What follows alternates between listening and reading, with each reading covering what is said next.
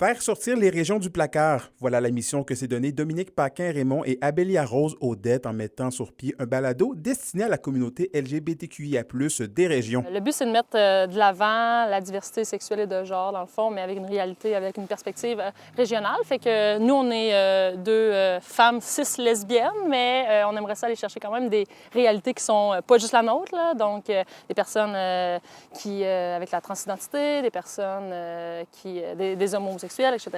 Parler d'homoparentalité. Pour les deux jeunes femmes originaires de la région, il est plus qu'essentiel de briser les sentiments d'isolement et de solitude que vivent les gens de leur communauté. Elles veulent donc mettre de l'avant des invités issus du milieu queer des régions. On n'est pas représentés comme à Montréal.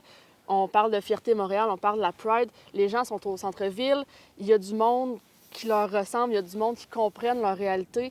Ici, on n'en a pas, on peut se sentir seul, on peut se sentir moins seul. Ça va être des modèles pour les jeunes, des modèles peut-être pour du monde comme nous qui ont 30 ans, qui ont 40 ans, qui vivent en région depuis des années puis qui n'ont jamais assumé leur identité de genre, leur identité sexuelle, puis qui vont faire « Hey, mais crime, c'est correct en région de le vivre. » Dominique et Abélia Rose se disent agréablement surprises du retour positif vis-à-vis leur projet toujours embryonnaire. Elles affirment déjà avoir été approchées par plusieurs événements et par des personnalités publiques. Ce que ça nous dit, dans le fond, c'est qu'il y avait un besoin puis qu'on répond très humblement à ce besoin-là. On vise pour l'instant à faire une première saison de 8 épisodes tournés en Abitibi-Témiscamingue et aux îles de la Madeleine. Si on voit que l'engouement est encore là à ce moment-là, après la saison 1, bien, pourquoi pas parcourir les autres régions du Québec puis faire une saison 2 avec, je sais pas, la Côte-Nord et le Saguenay-Lac-Saint-Jean. Le Saguenay. Puis, fait que, est-ce qu'on pourrait faire bouger ce podcast-là partout au Québec? Ça serait vraiment cool. Le dévoilement des premiers épisodes devrait se faire en juillet de cette année et ils seront disponibles sur toutes les plateformes de balado-diffusion.